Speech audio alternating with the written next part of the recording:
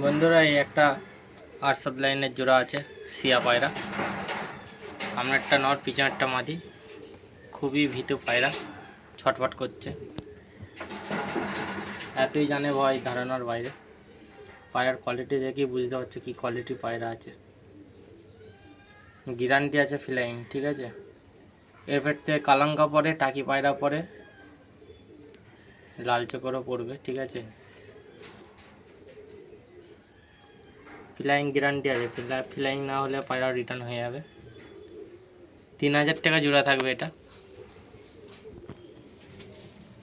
Quality top কোয়ালিটির পায়রা আছে।